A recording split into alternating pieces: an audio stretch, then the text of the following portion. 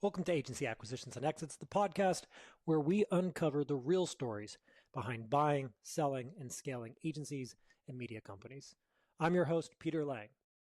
Rich Antoniello is the former CEO and co-founder of Complex Networks, a media powerhouse that he helped grow through strategic acquisitions, culminating in a $325 million all-cash sale to Verizon and Hearst, followed by a merger with BuzzFeed and the SPAC world.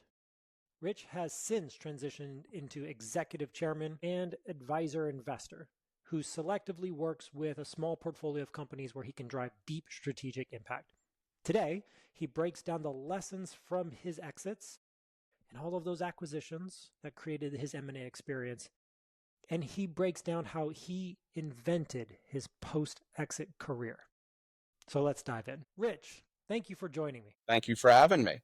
Okay, let's go back. What was your entry point into kind of this entrepreneurship, this media landscape? And then help us understand and relate to you, because it's kind of hard for us to relate to you now. Okay, so I'm going to do a quick background on myself because it's important. And this is not a criticism of very young entrepreneurs today, and I think this is also very important. But my background is I started at Saatchi & Saatchi, the biggest advertising agency in the world. I worked on Procter & Gamble with some of the most intelligent brand managers and talented advertising people in the world. I look at Saatchi & Saatchi as my grad school because I was flying out to Cincinnati, getting my ass handed to me by the smartest people in the world every Tuesday, right? And back when, by the way, you couldn't email flowcharts back then, so you actually had to fly and go present them. I'm going to really date myself. Then I went to Rolling Stone and I learned to sell from like a brand perspective, depth of connection. And Jan was very entrepreneurial. Then I had the opportunity to become an intrapreneur. And I thought this, for me, was very important. I went to National Geographic and I got the opportunity to launch something brand new inside of something larger. So basically, I had a net 1 inch below my ass because we had one of the biggest brands in the world and a very successful and a very nice balance sheet as well, plus a lot of support. So I basically, it was being an entrepreneur with training wheels, right? And that experience gave me not just the confidence, but the wantedness to transition to go do my own thing. And then I had the opportunity to meet Mark Ecko and Seth Gersberg at Ecko Unlimited, the clothing brand, and they had just launched a magazine. It took them 2 years to get the first issue out and were really struggling with the business and knew they needed a rethink and a remake of everything and to really professionalize it. And that's how we got to the beginning of the entrepreneurial journey. Do you think of yourself more as a traditional creative or entrepreneur? Like, where do you sit in that? So I'm actually going to be really, this will be the first of many times where I will not be humble. No, I'm just kidding. Look, my greatest strength is the fact that I have been a very strong combination of right brain and left brain my whole life. And, my experience at Nat Geo was the beginning of that, where I worked a great deal and I was the liaison from the revenue side with the editorial team. So I always had a lot of respect for that and really understood it. And when at Complex, I had the opportunity to and really develop both. And it was a blank slate. So I think, and this really folds into to the deal making as well, not just the building and operating of the business. But when you have a right brain and left brain, as you know, to get a deal done, very rarely is every deal structured the same way. In fact, no two deals are ever structured the same way. So there's a lot more deal making strategy and creativity that goes into each deal, and not just the lead up to the deal, right? The context and the environment in the background, but how that deal gets structured and how it actually finally, closes as well, which we all know, there's probably 6 deals for every deal that does not close, that does close. And, for me, that right brain, left brain allowed me to be very creative in the building of the business. And I think it's one of the reasons we were able to exit twice, because we took a very creative approach to that. as well as even the capital raises. Yeah. Well, take us there. So we left off at Echo, and then we kind of jumped into Complex. Bridge that gap for us, and then So, explain the journey that got to where this experience of fundraising and transactions kicks in. so when I first got there, we were just a magazine. And I don't know how much you know about publishing, but it's a very difficult industry. And being a solo publication, not having a portfolio with shared services and operational leverage makes it very difficult to You're be. just deciding to make it as hard as you can. Oh yeah, what? No, I'm not a very smart person. So it's a combination of being a masochist and not that smart, right? So terrible combination. But we were this magazine, and from 03 to 06, we actually turned by the end of 06, we turned a profit. We were about to we broke even, and we were about to start making money going into 07.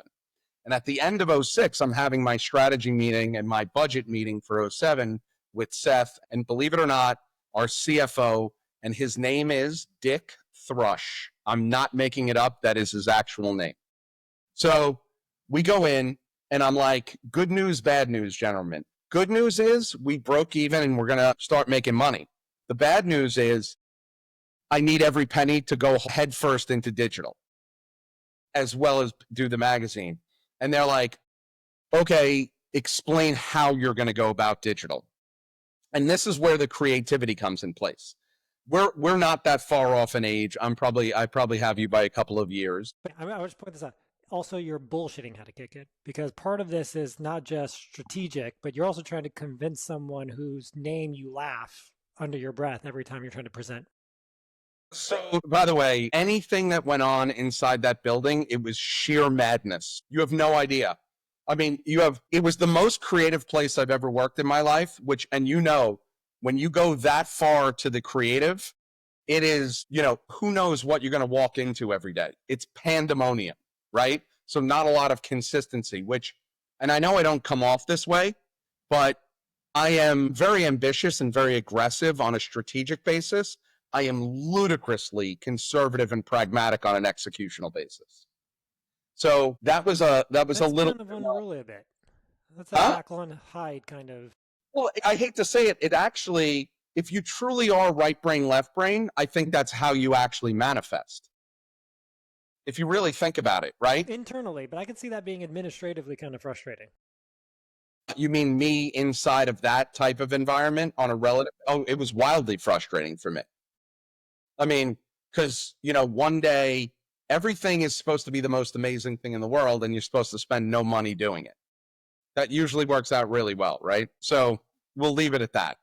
But, so we're at that 06, 07, and they're like, take me through how you're going to build this into a digital space. Because, back then, number one, to build a website, like with Code and Theory or something like that, used to be $1 million. I know people are going to laugh at that right now, but you know that to be true. And if you really think about the digital landscape, there was the portals, which is Yahoo and AOL, nothing in between, or ad networks. And ad networks that were verticalized by demographic, not by interest points. And that's not, interest points is the way the internet organizes themselves, right? So I was like, oh, I'm looking at Glam, and I'm like, oh, you're a vertical ad network. And by the way, your target audience is women. Oh, you mean half the planet? Because that's the way that's going to work out well for you. To me, I thought it was wildly obvious, and especially coming from the magazine background and being about brand and depth of connection. Magazines, if you think about it, did a great job monetizing, not because of the content itself, but because of the affluent audience and the amount of influence it peddled to its audience. And that was because of the depth of connection. What I wanted to do is bring that same zeitgeist, that same approach to digital, and not many people were doing that. So for us, I was like, yes, we need to launch complex.com and be aggressive about it. But even more so, what we really need to do is organize all of the best voices in class. Now, this is pre-social, so nobody was really doing this. We didn't go after the biggest sites. We went after the most interesting, the people that were saying the most, that started conversations, not reported on everybody else's. And all this is going to sound done now, but nobody was really looking at it that way. No. You had a challenge of, I don't want to say convincing, but definitely applying budget to an area that had kind of blue ocean That's ahead of right. it. Kudos to them for letting you. Well, I didn't really give them a choice. I mean, you end up, that's one of those, you only get to do this chit once, right? Where I'm like, all right, well, that's my plan, and that's the only way I know how to go forward. So if you don't want to go on this plan, it's not me. So But you can only say that once. you got away with it. Complex started. What did the early days look like? And then The digital side of it, the digital side. it had already been a Specifically. nice business, right? The magazine was a nice little business, but the digital side kind of, it was very effective at first because you go in and talk to McDonald's, AT&T, Nike, and they're like, oh my God, you have all this scale now from a digital perspective, which the magazine could never get on its own. So that was great. The one thing I didn't plan on, but this goes when you actually foundationally conceptualize something correctly, good things happen. Right after that, social media explodes. Facebook, Twitter, right? And by the way, who explodes on Facebook and Twitter first? Verticalized voices. You mean our entire network. So the traffic of all of our blogs was doubling, tripling, quadrupling year over year over year. And we did exclusive deals only, not just around monetization, but I'm a good deal maker, a fair deal maker too. One thing that we did was we cross-pollinated content. So we would almost become our own promotional engine. So when we got this external massive platform goose, not only were we the king of all these verticalized niche topics like sneakers, hip hop culture, style, but so we were the only game in town. And then you have to add in on top of that the fact that all of the things that were niches and peripheral actually moved to the middle of influence, right? Where previously it was just they were on the periphery. Now they are the heart and soul of driving the force of all of youth culture conversation. So that happens, social media explodes, and we had all the relationships in place to be able to optimize and take advantage of that. When did you first recognize that those exclusive relationships could turn into something else? From jump. Because you know what? When you're starting something new, and this is great general advice, don't go to the least friction, lowest common denominator, easiest way to do something. Contemplate where something could go.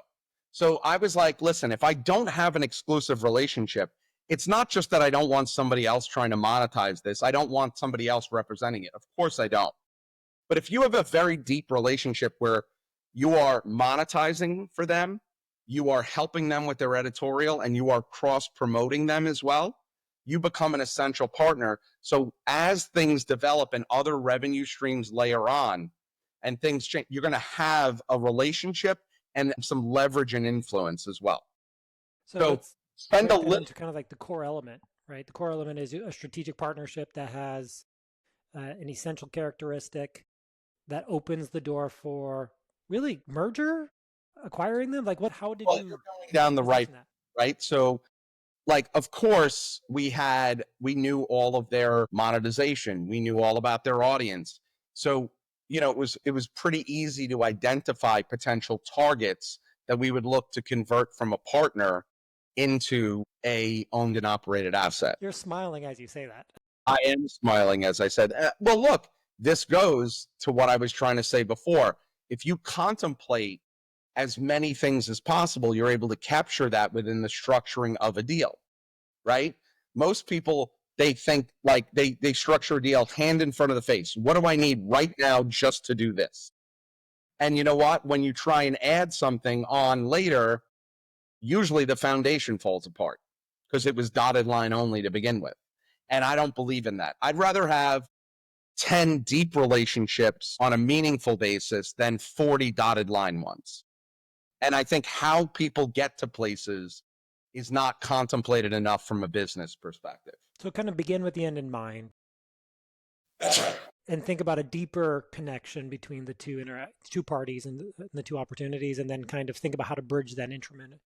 Correct. So does that mean you are just this master scheme artist trying to get to buy everybody, but through joint venture? Like, did you know that you were going to do that? Well, I knew I didn't have enough capital, right? Like that's why we did the like in the beginning, I was only had what our profits were going to be in 2007. So we're not talking about a lot of money. You know, the first year you after break even is not exactly like, here's $30 million, right? Like that's not celebrating break even is not like the next, we're going to deploy a bunch of capital next year. So it was like, all right, I can't ask them for more capital. And if I'm not going to pay them back, I have to make every dollar act like $5. So in order to do that, basically partnerships were the only way to do it and I did know that ideally we would have enough accretive revenue and enough margin on the digital side of the monetization that I could take pieces of that and put it back into a purchase, right? So we would be building the balance sheet, but building the balance sheet knowing that it's going to be, we already have a use of capital. Okay, explain the first partnership to transaction. So it's interesting. We had a small site called Pigeons and Planes, and this kid was running it while he was at Hofstra, and he was doing it out of his dorm, and he created this unbelievable music discovery site. And we were like, you know what? It's great. Why don't we just buy it? And I knew we had student loans. So we gave him $25,000 to pay off his student loans. We gave him a job to continue to run it. And we brought it in-house and were able to increase the monetization. Small tuck-in. The other one that was much larger is we had an initiative where we really wanted to get into open up the aperture of complex, because we can deal with any topic. We would just have to do it through the lens of complex, right? So that tone. And we really were going heavy into entertainment. And there was a site called Collider. It's basically for like movie geeks, right? Like it's like all the people that go to Comic-Con and like, you know, all of that. Fanatics. Thank you. Well, everything was fanatics for us. Sneaker fanatics, hip hop fanatics, culture fanatics. We were just early in that approach, right? Of like the fandoms. So when we had the opportunity, we were working with Collider, we were monetizing it. And I quickly realized I really liked the editor-in-chief, this guy, Steve. And I was like, all right, Steve, we're going to buy you. Like, what does it look like for you? And and again, because you have a purview and you're their monetization, it's very easy to do the arbitrage and decide how far you can go. What's interesting that I find, and I don't mean this, we would never exploited anybody because we always cut fair deals, but not many people understand the financial engineering. It would have been very easy for Steve or anybody else we had these conversations with to go, well, they can do the same math we did technically because they know what our take is and they know what their take is. And all they had to do is back it out and they would go right to our ceiling. But nobody ever did. No, because that's typically not the disposition of the operator. Well, and especially creative types. Yeah, especially. So, and that's not a criticism. It's just a different strength. That's all. It's different priorities in the business, right? It's really hard for a seller to quantify the multiple return for the buyer. 100%. Right. So even though it would have been very easy for them to do. Yeah. It's just it's not something they're being taught in their profession or their focus. And what's very interesting about this is as we started not just buying, I thought, oh my God, once we start buying, people are going to be like, well, they didn't buy us, so whatever. The exact opposite happened. We started getting inbounds to join the network because it gave people an exit potential. So we could basically stop selling ourselves from a BD perspective. It was all inbounds. Well, that meant you had a good reputation with founders. That's right. That's right. And look, we were one of the only games in town that were truly monetizing people's assets in a premium way. So the execution was high and reputationally was fair. Were you doing anything specific to maintain that founder energy after the deal?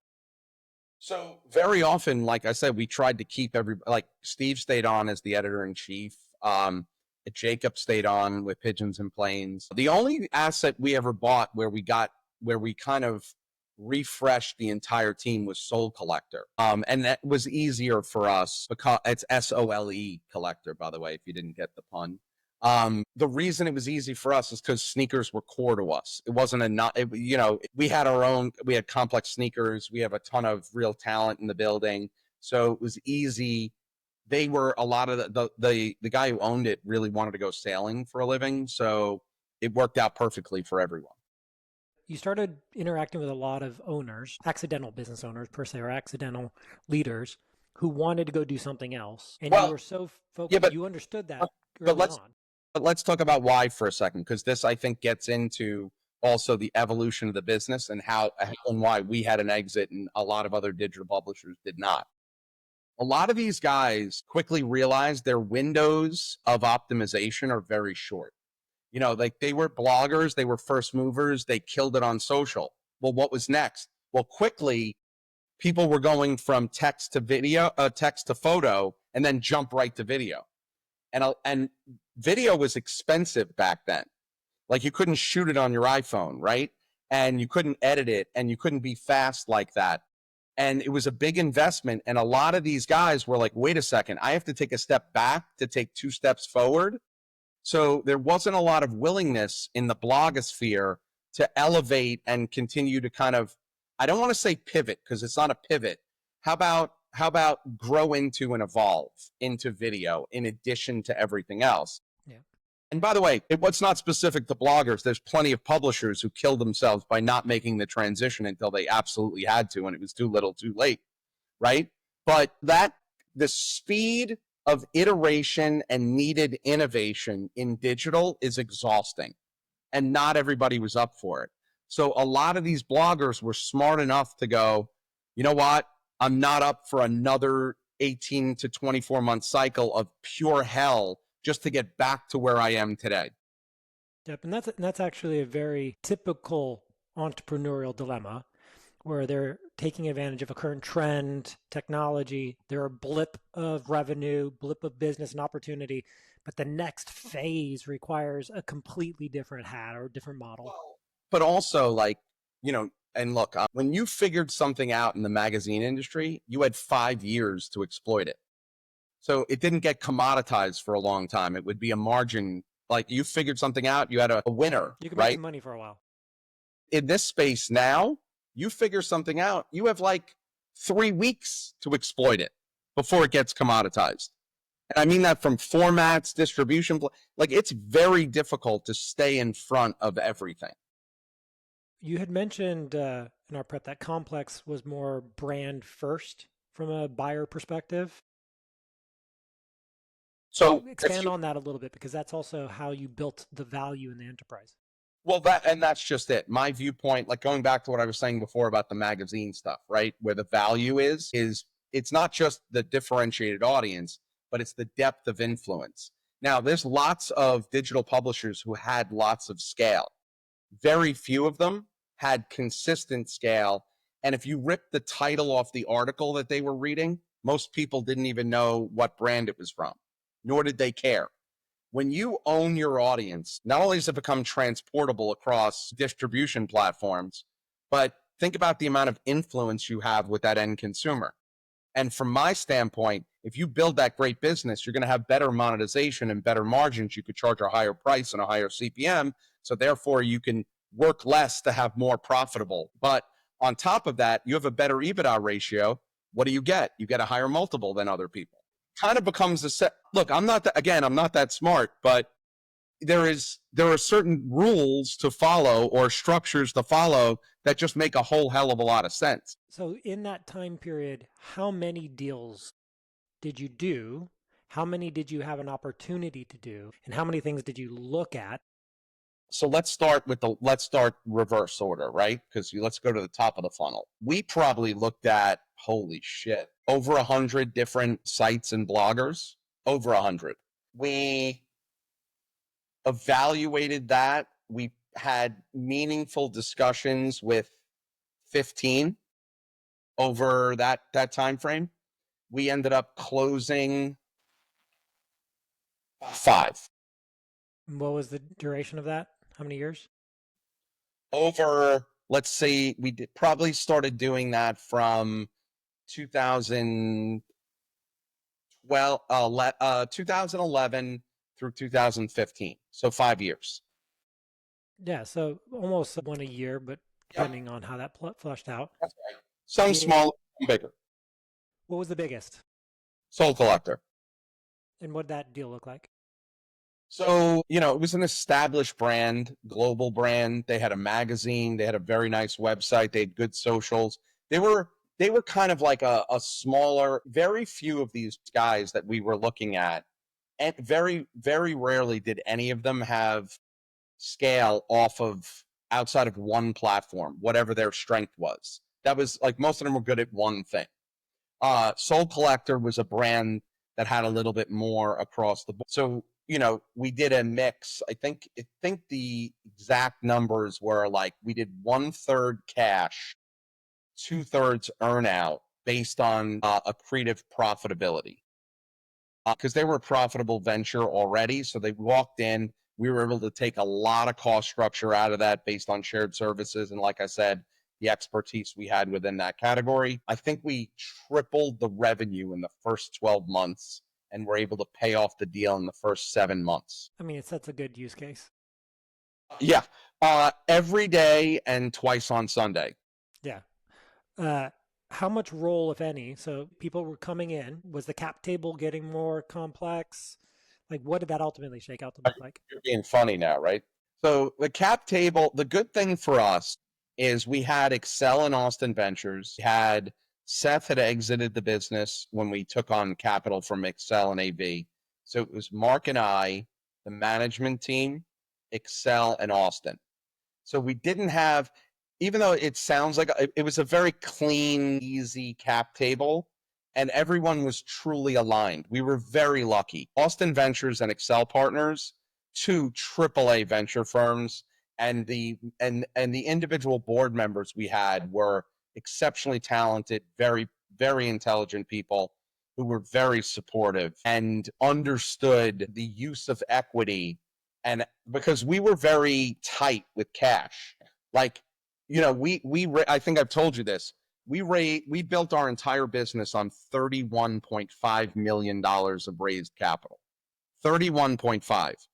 If you think about all of our competitors, Vice raised $1.7 billion, by the way, and went bankrupt. We raised 31.5 and exited for 325 the first time. All cash, no earnout. So, and BuzzFeed raised, I believe, before our deal, I think they had raised $850 million. And I think Vox has raised something like $500 or $600 million.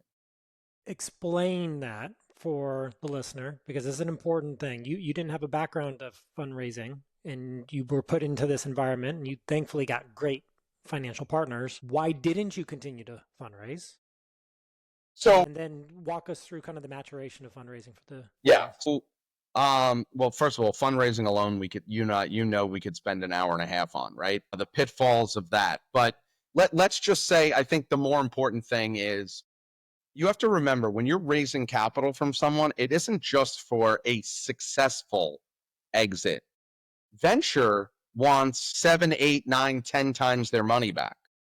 So, and they want it over 7, 8, 9 years, right? And most people don't understand that when they raise capital, right? Like they just think, oh, well, it's great, and I have a partner, and it's everything's awesome. Like I can't believe the celebrations when people raise money. Woo, it scares me. And what most people don't understand is not just those ratios and those expectations, but what they really don't understand is the more you raise, the more you also probably push off your finish line of what is a success. And to me, look, we never watched a digital exit for $1 billion. Everybody kept talking about them, but nobody had exited that way. So I'm like, why would I raise $500 million, which probably puts then a bogey of $3.5 billion? And by the way, we won't even get into preference multiples. We never raised with preference multiples. I know most people raise money with preference multiples, so that waterfall is a killer for management, other investors, especially employees, by the way, right? Yeah, the bottom portion of it, it's not very favorable. Like, you're never going to get there. Like, how was Vice ever going to get there? How did employees ever think they were going to get a penny when, TPG put 400-500 million in at like a 3.5 times preference multiple? Like, are you kidding me? So were you aware of it? I mean, I was aware of it because I'm not an idiot, right? I hate to say it. Well, let's put it in the parameters of, you had the intention to sell. You had the intention to exit at some point, and so you wanted to make sure the exit was realistic and within reach. Realistic. Also, the higher you go, the fewer people can write those checks. So I like a bigger atmosphere, like a bigger aperture of we potentially could exit to as well. Yeah, right? You want to get so big that only 1 or 2 people can actually be the buyers. Why would you do that to yourself? And to be really frank, also, I think a lot of those businesses had FOMO from each other. Like, it was like, yeah, it was a race of fundraising celebrations. Everyone's raising a lot of capital. Let me go do that. But do you have a use of capital? Well, when I heard the phrase, it's never bad to have a war chest, I'm like, what are people talking about here? If you're generating cash and you're building your war chest, congratulations. If you're Right. raising capital to build a war chest, that's a different animal. It's insanity. Platforms are different than publishers, right? So it's not one and the same. Like, Facebook raised a lot of capital before they even turned on monetization, let alone profitability, right? But it's not an apples to apples to a publishing platform. So you got to a certain point, and we had talked through why people have their reasons for selling to you, many of which were personal and constraints that they felt on their business or opportunity. What was the driving factors that led to this discussion around you selling in your first of 2 bites? So it's a great question. So here we are in 2015, and that happened to be the year where people raising at absurd valuations was white hot. That was like when Vice did their big round at the crazy valuation. BuzzFeed just raised a lot of money. They didn't take the buyout from Disney. They raised a lot of money. Vox raised a lot of money. Vox raised like 250 million or 300 from NBCU. And I'm sitting there going, wait a second. Well, if they're raising at these valuations, then we have what the multiples are. And I know we have a great business from a revenue perspective and a great business. And we were an anomaly in that we were profitable. So I was like, wait a second. I can walk out of here and get somewhere between 4 and 5 times revenue or like 20 times EBITDA. And I'm like, this could be a very interesting exit. So let me use it to maximize the valuation we're going to get, because I knew we're never going to see multiples like that again. I mean, those multiples are absurd, right? I mean, even the creator economy stuff of today or DTC brands a couple of years ago, nobody was seeing multiples like that. No, so you're taking advantage of fundraising valuations. That's right. And then redirecting that towards a potential sale, which is 100% timing. Exactly. And we zigged when everyone else zagged. And we started having a commercial conversation. Like, we didn't run a process, though. I want you to understand. Like, we didn't use a banker. We didn't run a process. I was just having commercial conversations with multiple brands. And, casual commercial conversations. Yeah. I mean, wink, wink, nod, nod. When you're having a commercial conversation, you decide to show people a little bit more and open up the commode. And they're familiar with your competitors, and they realize how much better your gross and net margins are and how differentiated your product is and how effective you've been at developing long-form video content versus others. And it was kind of like a pretty easy checklist where I'm like, wow, was launching Go 90 with the phone. And we started to have a conversation with them. They had gotten into a JV with Hearst. Hearst had put some money into us previously. We had a relationship. And I'm like, look, if you're going to give us, and by the way, these numbers were humongous. I can't share exactly what they were, but they were 9-figure numbers of content development over the course of years. I'm like, if you're going to give us that much, why don't you just write half of it back to yourself? and then you'll own the IP rather than leasing it. And again, super simple concept. And we had a very meaningful conversation with Verizon and Hearst and came to a deal exceptionally quickly that was very attractive for everyone. So you essentially used your strategic partnership relationship opening, which converted into transactions in the past. As a buyer, you're like, yeah, I just flip the script. I'll just use the strategic partnership relationship, and then I'll just be candid about, where we're at. And if they can make a bunch of money That's right. from us, fantastic. Everybody wins. And there are situations where everybody can win. A deal doesn't have to be a winner and a loser. I think non-creative people look at deals and they think that that's the way it's going to go down. A good negotiation can get everyone to a very good place if all the businesses are above board, real, and quality. I think it's helpful for the listener to know every deal has some level of motivation. Yes, you had a timing. Yes, you looked at it, but you had been putting a lot of blood, sweat, and years into this. I mean, look, at that point, I was 13 years into the business. And, I'm just some kid from Brooklyn and my dad was a UPS guy. So this was going to be life change. It's not that I haven't made good money previous. I had made very good money, but this is life changing from an opportunity, not just for myself, but for my entire management team. And, for my original investors for Excel and AV, they were going to get 17x on their money. Do you know how many venture investments end up at a 17x return? Not many. Very small. Number. Right? So this was a huge win for everybody on the cap table. Plus we found a home. And this was also something else because we exited to a 50-50 JV. We didn't integrate into Verizon. We didn't integrate into Hearst. We just swapped Excel and AV, our venture investors, for owners, and we continued to be run as an independent asset. So we were able to still be very dynamic because we were profitable and have a lot of say in the business. We continued to iterate and innovate and win and expand. We launched ComplexCon. We launched Complex Land. We got heavy into IP. We sold Hot Ones, the game show, to Turner, and we were making money in a lot of ways. And that also, because of the health and the continued development of the business, gave us an opportunity to potentially have a second exit. There was a dynamic between Hearst and Verizon. What they were measuring, what was important to them was different, and you were in the middle of that. Unpack that a bit for us. Look, because we were a healthy business, we didn't feel pain from it. But you have a gigantic public phone company, Verizon, who had gone aggressively trying to build out media, and it had not gone well. So they were divesting from that. And in order to be relevant to Verizon, you need to be $2-3 billion. So we were a long way from that, and we had a long way to work. And Hearst is a very large, very smart, wickedly smart, conservative private company that is all about cash optimization and distributions, which were kind of at odds at one another after the dilution of Go90.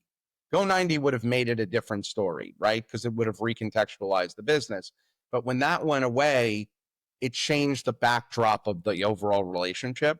Now, again, they were very supportive of us because we continued to build the business and be very effective.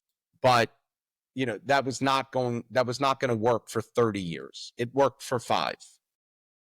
Just so people can relate, when you close on an all cash deal and you're sticking around, explain the motivation to still produce for the new partnership, the new ownership, and then what ultimately led to the BuzzFeed opportunity.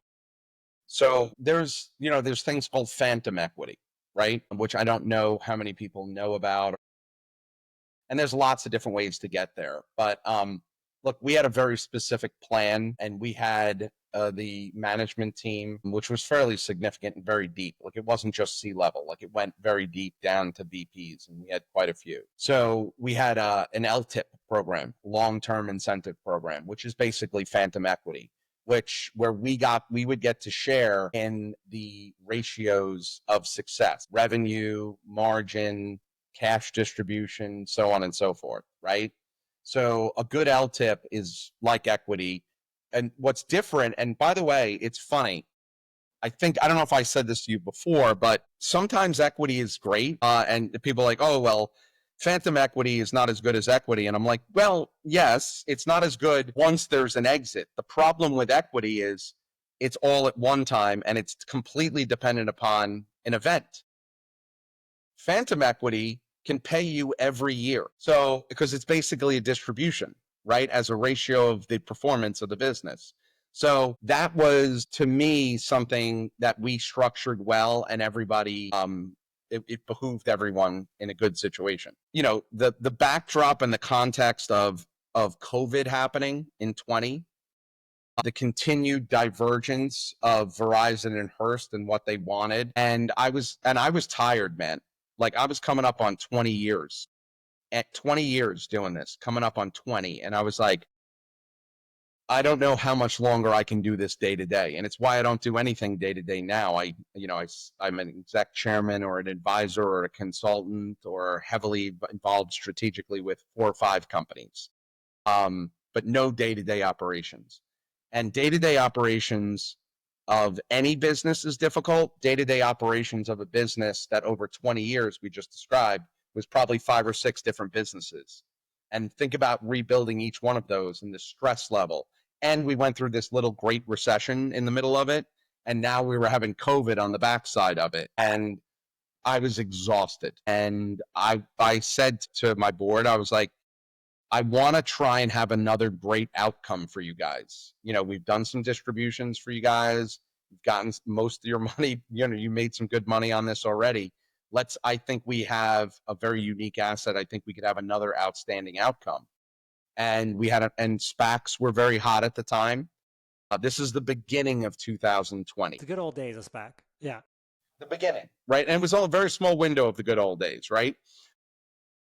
So we were having this conversation, and Jonah and I had hooked up, and you know, they're an audience company, we're a brand company. If we could teach each other the other, then, and have both of us, both sides of the business have both that are very good, it sounded very smart strategically. And, you know, we would have a very nice cash event and go out. And by the time we got through everything, we went out, it took a whole year to finish. And we went out in December of 2021. Unfortunately, not really because of us, but the SPAC market, as exuberant as it was, to say that it had crashed is the understatement. You know, I don't think there was a SPAC after October of 21 that didn't have 95 to 99% redemptions. But you know, once you get a deal like that structured, it's happening. So we went out, and that's when I retired. And good air quotes on that. Because we had talked about how long you retired for too. Yeah. So you created good outcomes. You essentially returned money multiple times. That's right. Distributed the upside of the business to people who helped grow it. Great relationship, capital, great impact on people. Also life-changing for you. When you were out, what did that look like? Mentally, you mean? Mentally, physically, spiritually, emotionally. I mean, look, when you've been building something, and also in media, you know, there's no other business where you are as tied to your business, and your business is synonymous with you as media. Nothing, right? Not even products. Like, media is, you know, it's wrapped up in you.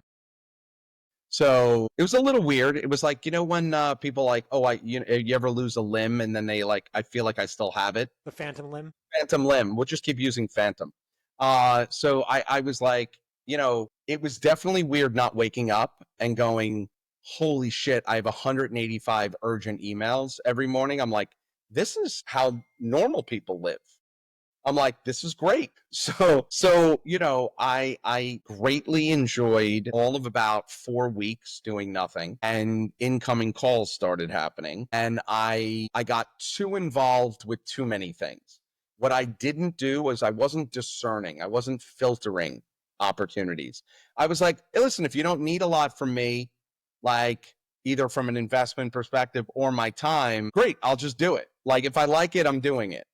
And all of a sudden I had, I'm on 15 advisory boards having, 20 calls with different teammates and CEOs. And it was the worst, as we were discussing, like, being a psychological support system for founders and CEOs is not fun.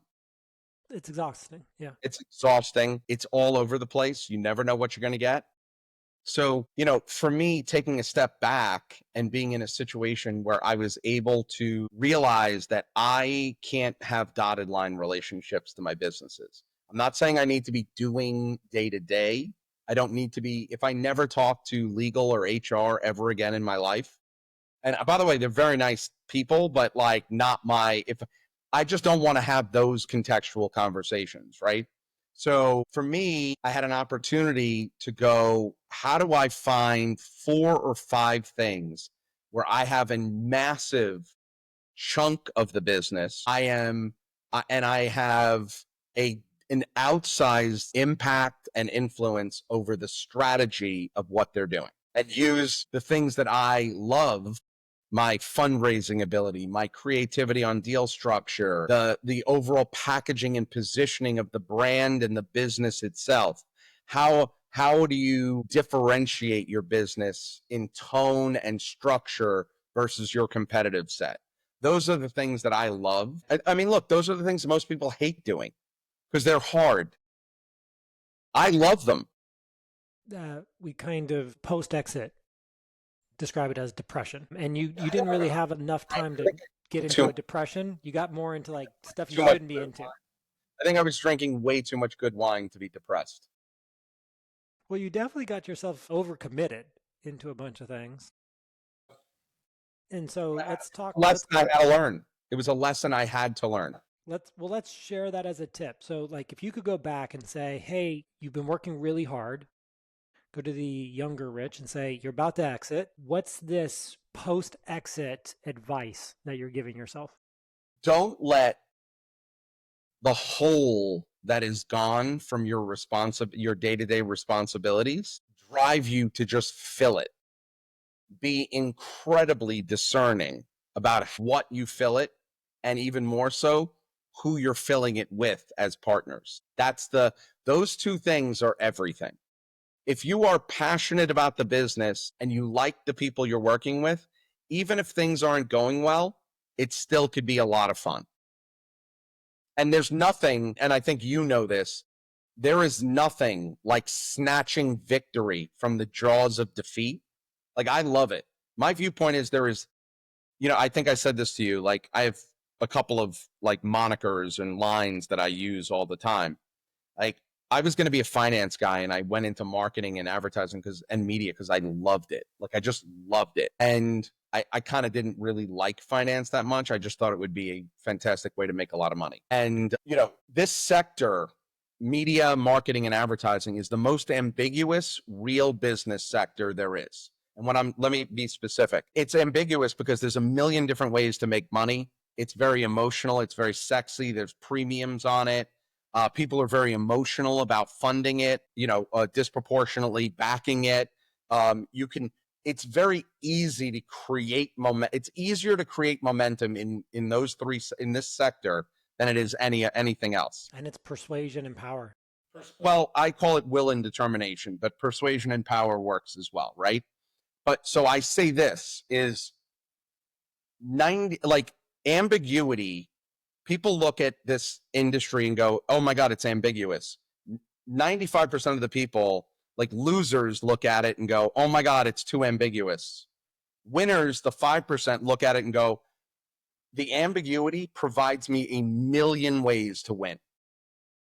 And I just love the latter. Like, to me, like, there's no excuse to fail in this sector as far as I'm concerned. If we were to go back, you said Brooklyn. Yep.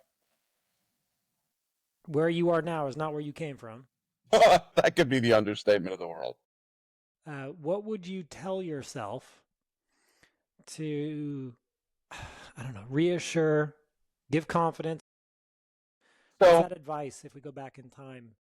so look, like, my dad didn't graduate high school, and he was a UPS driver and an immigrant, right? So education, like, directionally was important in my house, but my father didn't even understand, like, there was no help.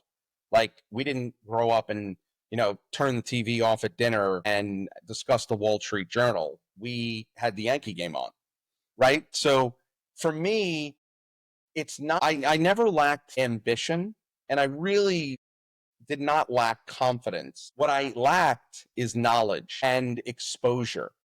Like, and my father didn't have any connections. He didn't play golf with the right people. And by the way, there was no internet. Like, when I tried to get a job at Saatchi and Saatchi, I had to walk a paper resume and basically flirt with the receptionist to be able to get to HR to make sure that my resume was on the desk of the HR director. Like, these kids don't understand how, oh, I'm intimidated. I have a cold reach out on LinkedIn. You have to be kidding me. Like, so, and by the way, if you wanted to go do research on a company or a strategy, not only It's all there. everything in white papers everywhere, all over the place, now you have AI to do it for you. So we had nothing, and I had no knowledge. I had no exposure. Nobody in my family was really college educated or a professional. Like, so I just wish I would have been exposed to business earlier in my life. Like, that's my wantedness. Literally, I'm going to make a joke, but it's not a joke. Like, 1987 Wall Street came out, and I looked at it and I was like, wait, like, you can make money like that? I didn't know you could.